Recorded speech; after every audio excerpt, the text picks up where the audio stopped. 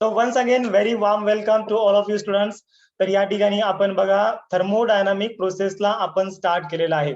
तर मागच्या लेक्चरमध्ये आपण काय डिस्कस केलं सर्वांना माहिती आहे. थर्मोडायनामिक प्रोसेस आपण स्टार्ट केलं. याच्यामध्ये राजांनो रिव्हर्सिबल प्रोसेस काय असतं, त्याच्यानंतर इरिव्हर्सिबल प्रोसेस काय असतं, याच्यामधला आपण डिस्टिंग्विश जो की इम्पॉर्टंट क्वेश्चन होता 3 मार्काचा होता, आपण कव्हर अप केला. त्याच्यानंतर आता पुढचा जो टॉपिक आहे what is the isothermal process and explain in brief, हा पण जवळपास आपण टॉपिक कव्हर अप केलेला आहे. ओके, तर या ठिकाणी याचं पूर्णपणे एक्सप्लेनेशन आहे.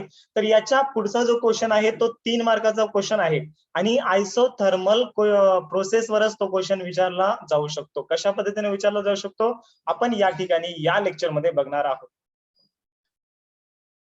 हा, कुणाला समजा रेकॉर्डेड लेक्चर पाहिजे असतील प्रिव्हियस तर मला मेसेज करा, कारण की शक्यतो आपण कसं आहे लाईव्ह घेण्याचा प्रयत्न करतोय, कारण की काही मुलांना सवय असते नंतर रेकॉर्डेड बघायची, बट तसा काही अभ्यास होत नाहीये.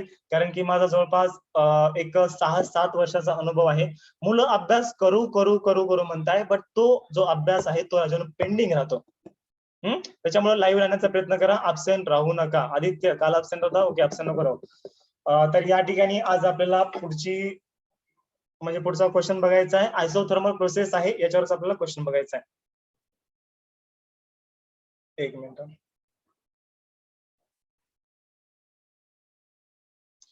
सर्वांनी क्वेश्चन लिहायला सुरुवात करा.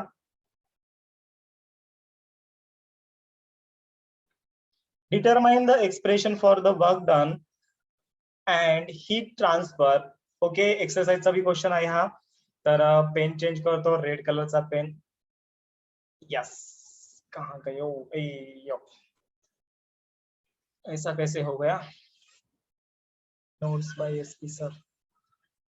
यस, त्याच्यामध्ये थर्मोडायनामिक्स. ओके, हा क्वेश्चन लिहायचा ना बघा, या ठिकाणी क्वेश्चन लिहायचंय. तर क्वेश्चन काय राजांनो बघा, determine the expression for the work done and heat transferred. Determine. Sir आवाज अडकतोय तुमचा. ओके, चला व्हिडिओला पॉज करतोय या ठिकाणी मी. आता बघा बरं, आवाज येतोय व्यवस्थित? Yes. यस, ओके, ठीक आहे. Determine the expression for, determine the expression. हा, माझ्यासोबत क्वेश्चन लिहून घ्या. Expression for the work done and heat transferred. Work done and heat transferred. Heat transferred for an isothermal process. For an isothermal process. Isothermal process साठी आपल्याला work done किती करावं लागतं आणि या ठिकाणी हीट ट्रान्सफर किती होते ती आपल्याला फाइंड आउट करायचंय. Okay, with the help of PV diagram. with help of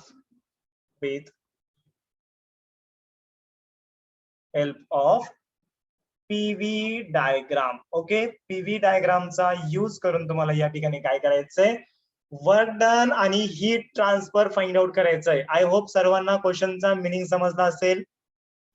yes, समजला का रे? लाजू नका, समजला असेल तर समजला, नाहीतर नाही. Directly straight forward. तुम्हाला हे माहित आहे का रे, आर्ची माहित आहे?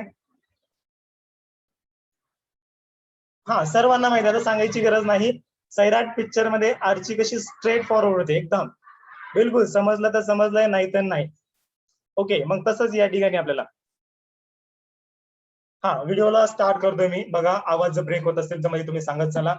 तर या ठिकाणी सर्वात पहिले आपण पीव्ही डायग्राम ड्रॉ करूया. याची पीव्ही डायग्राम आपण ड्रॉ केली का? नाही. ओके, ठीक आहे. तर आयसोथर्मल प्रोसेस म्हणजे सर्वांना माहित आहे काय असतं isothermal process. The thermodynamic process, okay, in which pressure and the volume changes at constant temperature. Main शब्द काय आहे? टेम्परेचर आहे. जर समजा राजांनो टेम्परेचर कॉन्स्टंट असेल आणि प्रेशर आणि व्हॉल्यूम चेंज होत असेल तर अशा प्रोसेसला आपण काय म्हणतो? थर्मोडायनामिक प्रोसेस म्हणतो असतो. ओके, ही गोष्ट सर्वांना माहित आहे. आणि कोणती थर्मोडायनामिक प्रोसेस म्हणतो आपण? आयसोथर्मल थर्मोडायनामिक प्रोसेस आपण म्हणत असतो. ओके, तर या ठिकाणी याची तुम्हाला काय करायचंय, पीव्ही डायग्राम ड्रॉ करायचा आहे. So draw the PV diagram. Okay, तर या ठिकाणी तुम्हाला वाय ऍक्सिस वर प्रेशर घ्यायचंय, याच्यावर तुम्हाला व्हॉल्यूम घ्यायचंय. तर याचा जो पीव्ही कर्व येतो तो असा येतो. ओके, या ठिकाणी सिस्टीमची कंडिशन ए आहे त्याच्यानंतर सिस्टीम फायनली बी कंडिशनला पोहोचलेली आहे आणि सिस्टीमनं हा पाथ फॉलो केलेला आहे. तर आता हे जे प्रेशर असतं ते असतं फायनल प्रेशर. ओके, हे जे प्रेशर असतं, सॉरी, हे वरचं जे असतं ते असतं इनिशियल प्रेशर आणि खालचं प्रेशर कोणतं असतं, फायनल असतं.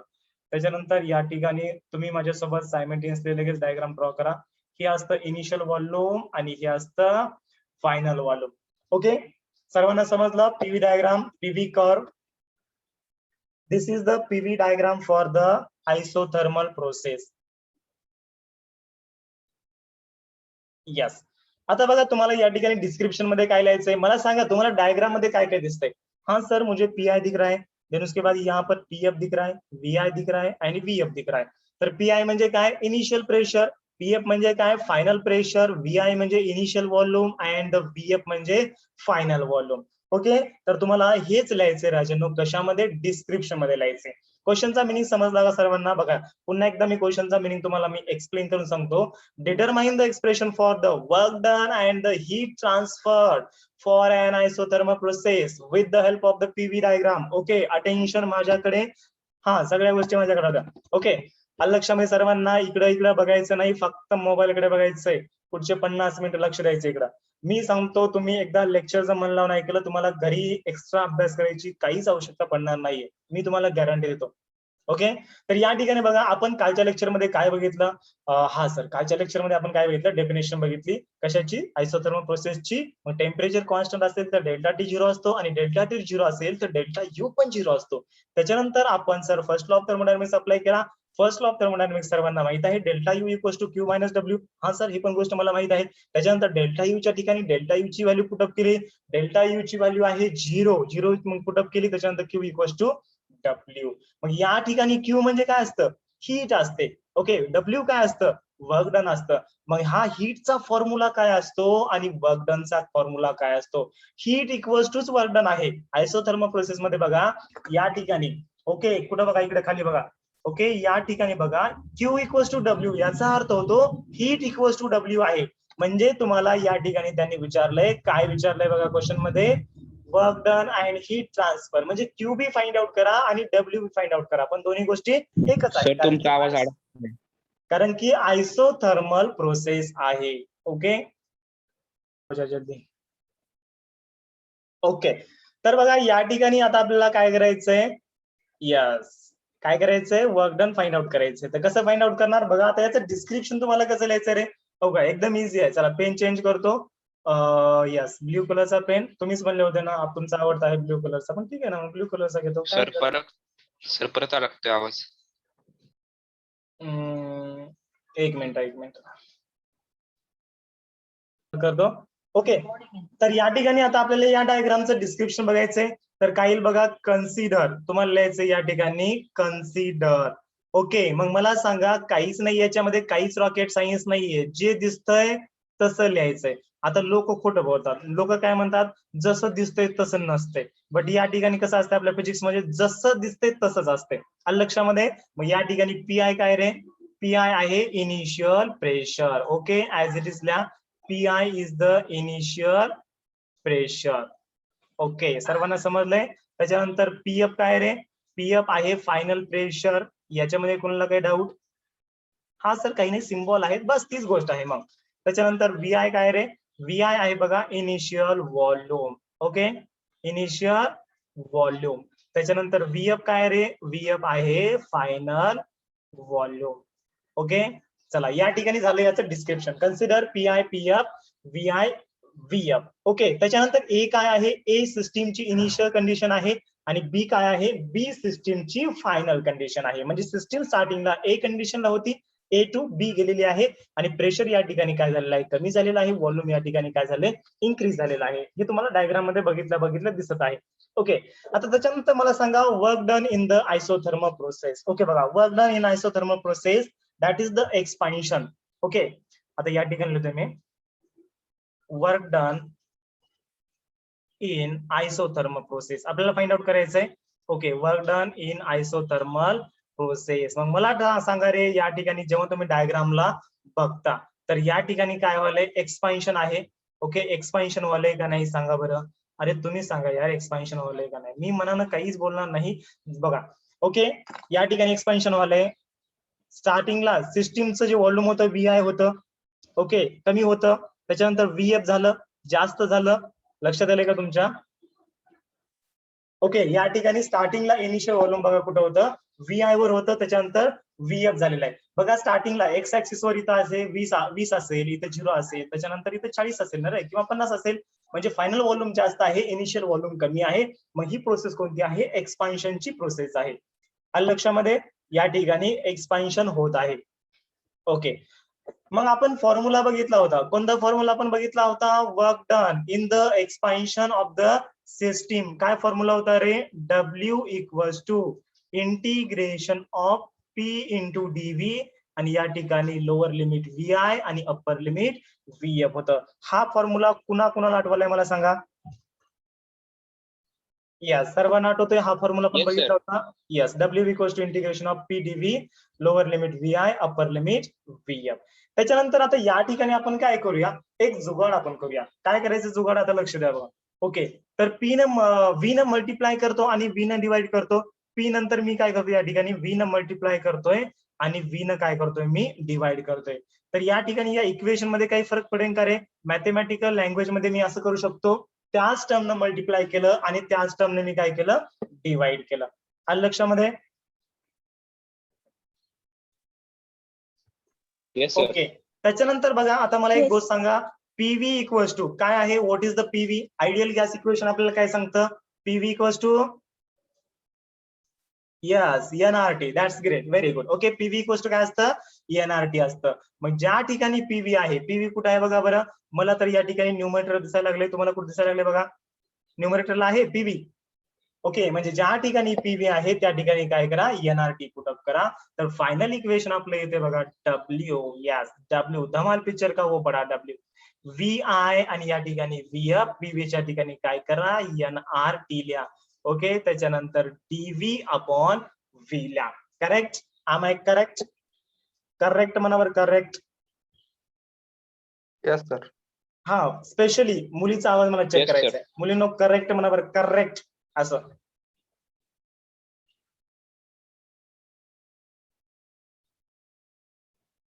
Yes, sir.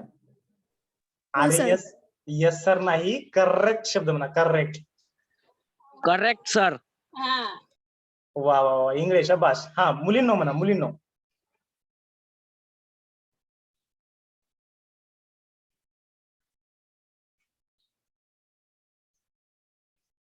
अरे तुम्ही काय लगेच लाजून बसले बघा. ठीक आहे, जाऊ द्या. आता आपल्या वर्गातल्या जेवढ्या मुली आहेत ना, त्या नवऱ्याला घाबरणाऱ्या मुली आहेत. ओके, चला ठीक आहे. हा, पुढे बघा, चला ठीक आहे.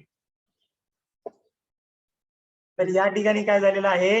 PV इक्वल्स टू NRT लिहिलंय. आलं लक्षामध्ये? अरे मला चेक करायचं होतं, म्हणजे भविष्यामध्ये तुम्ही घाबरणार आहेत का नाही ते मला चेक करायचं होतं. बरं ठीक आहे, आता कुणीच बोलत नाही कारण घरी असल्यामुळे कसं आहे, जाऊ द्या. ठीक आहे, मी समजू शकतो. तर PV इक्वल्स टू NRT. तर या ठिकाणी NRT ला मी बाहेर लिहू शकतो का रे इंटिग्रेशनच्या? आणि मला एक गोष्ट सांगा, तुमचा मॅथमॅटिक्स मध्ये इंटिग्रेशन चॅप्टर शिकवणं झालंय का? ज्यांचं मॅथ झालेलं आहे त्यांचं, किंवा ज्यांनी मॅथ घेतलेलं आहे त्यांनी. ओके,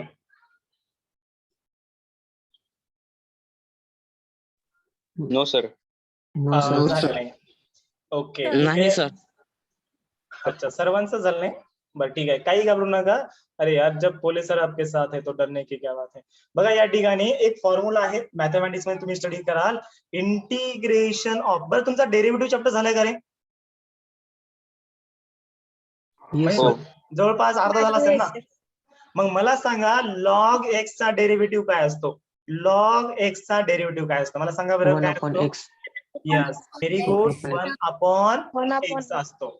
यस, व्हेरी गुड बेटा. तर मग इंटिग्रेशन आणि डेरिव्हेटिव्ह ही प्रोसेस अपोजिट आहे. जर log x derivative 1 upon x असेल तर 1 अपॉन एक्स इंटिग्रेशन काय असतं? लॉग एक्स असतं. ही गोष्ट तुम्ही लक्षात ठेवा. आलं लक्षामध्ये? म्हणजे उलटी प्रोसेस आहे. मग या ठिकाणी आणि हे जे इंटिग्रेशन आहे 1 upon X with respect to X असतं, त्याला आपण dx म्हणतो. म्हणजे 1 बाय एक्स dx चे इंटिग्रेशन काय? Log X. मग तसंच मी सिमिलरली या ठिकाणी 1/v dv च इंटिग्रेशन मी लॉग v लिहू शकतो का रे? लिहू शकतो? याच्यामध्ये Yes, कोणाला sir. काही डाऊट मॅथ वाल्यांना?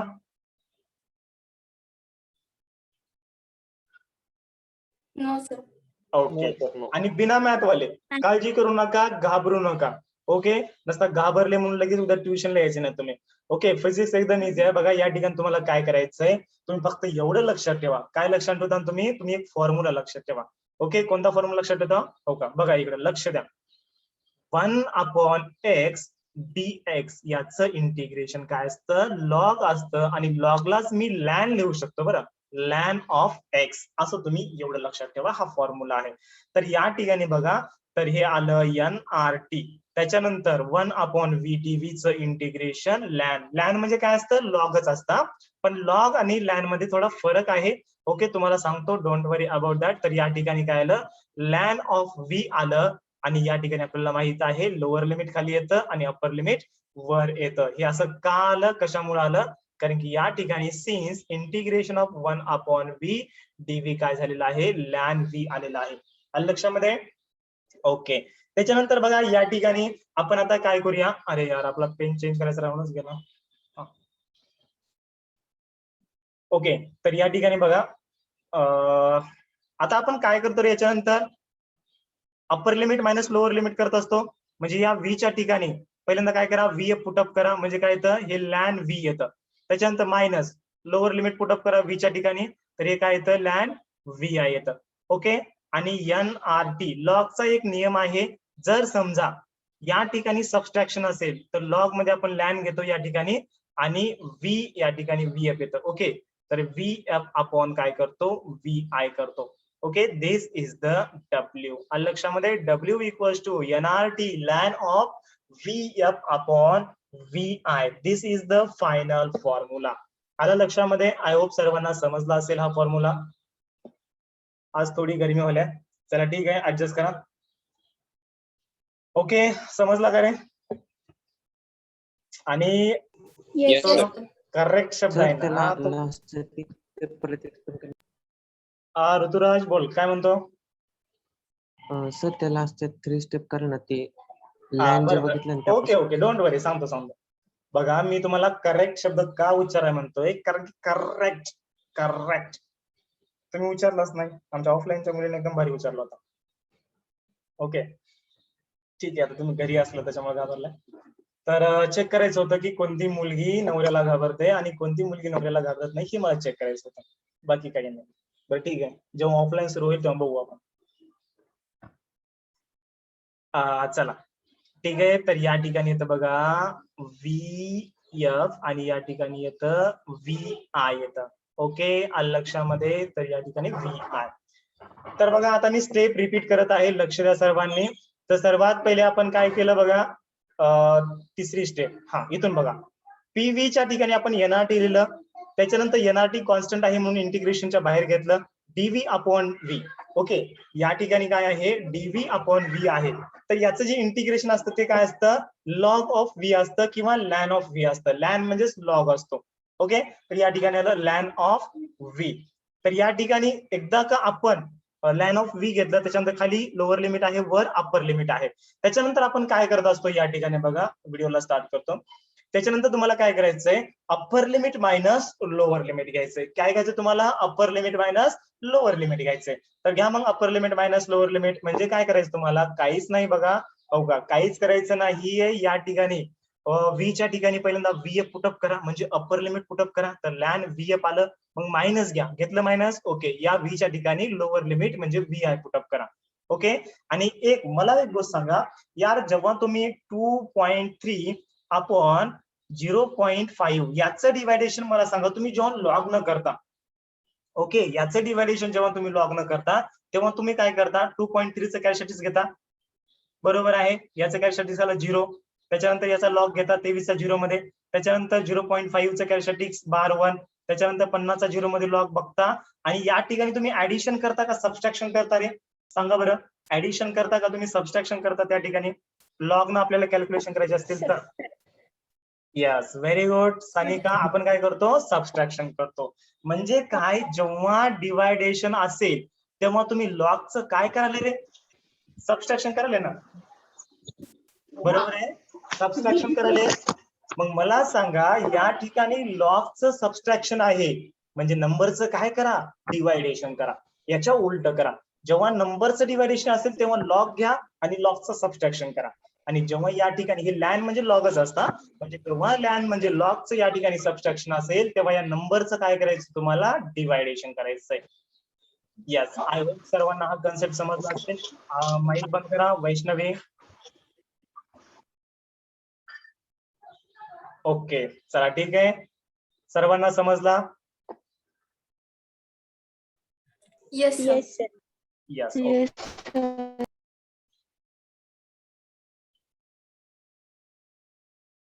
तर या ठिकाणी W चा आपण फायनल फॉर्म्युला ऑब्टेन केलेला आहे. W equals to NRT ln of VF upon VI आलेला आहे. ओके, जर समजा केमिस्ट्री मध्ये तुम्हाला थर्मोडायनामिक्स नावाचा चॅप्टर झाला असेल तर W इक्वल्स टू फॉर्म्युला आलेला आहे बघा 2.303 NRT upon log of VF upon VI to the base 10. Okay, log दोन टाईपचे असतात. आता हे तुम्हाला ऑलरेडी बेसिक माहिती व्हायला पाहिजे होतं, बट मला वाटतं माहिती नसेल तुम्हाला. मी तुम्हाला रिपीट सांगतो या ठिकाणी, हा कन्सेप्ट तुमचा क्लिअर करून देतो. बघा, लॉग असतात दोन टाईपचे. एक असतो नॅचरल लॉग आणि दुसरा असतो कॉमन लॉग. ओके, जे तुमचं तुमचं नाही रे, आपलं फिजिक्सचं म्हणजे ठीक आहे, तुमच्या 12वीचं जे पिल्लू आहे ना, छोटं पिल्लू, लॉग टेबल त्याला म्हणा. ओके, तर जे लॉग टेबल आहे, लॉग टेबल तुमचा जो आहे तो कोणता आहे? Log table. तुमचा जो लॉग टेबलचा जे बुक आहे तो आहे कॉमन लॉग. त्याला काय म्हणायचं? कॉमन लॉग म्हणायचं, कारण की त्याचा जो बेस असतो तो काय आहे? 10 आहे. आणि दुसरा एक असतो बघा, नॅचरल लॉग असतो, तो तुम्हाला युजेबल नाहीये, तर त्याचा बेस काय असतो? Log to the base E असतो. आणि हे log to the base E म्हणजे काय असतं? लॅन असतं. एक गोष्ट लक्षात ठेवा, log to the base E म्हणजे काय असतं? लॅन असतं. आणि log to the base each log to the base 10 मध्ये कन्वर्जन करण्यासाठी तुम्ही याला काय करता? 2.303 इंटू काय करता? लॉग टू द बेस 10 करता. कारण की आपण जो लॉग यूज करणार आहोत तो टू द बेस 10 आहे. मग आपण ज्या व्हॅल्यू बघणार आहोत लॉग टेबल मध्ये, कॅल्क्युलेशन्स मध्ये, त्या टू द बेस 10 मध्ये आपण बघणार आहोत. ओके, त्याच्यामुळे या ठिकाणी आपण कन्वर्जन करतो. म्हणजे फायनल फॉर्म्युला तुम्ही असा पण लिहू शकता. आणि जेव्हा तुम्ही न्यूमेरिकल सॉल्व्ह करणार आहोत तेव्हा तुम्हाला हा फॉर्म्युला आहे. ओके, कारण की तुम्ही लॉग 10 ची व्हॅल्यू त्या ठिकाणी बघणार आहात. यस, आय होप हा पण कन्सेप्ट तुम्हाला समजला असेल. हा कन्सेप्ट तुम्हाला पहिला माहित होता का? No, sir. No, sir. Yes, सर्वांना समजला हा कन्सेप्ट? यस, कोणाला माहित होता?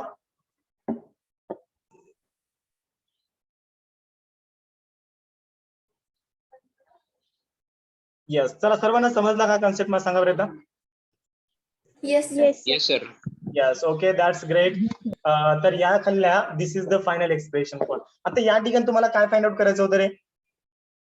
तुम्हाला फाइंड आउट करायचं होतं heat transferred and the work done. मग मला सांगा, आयसोथर्मल प्रोसेस मध्ये काय असतं बघा?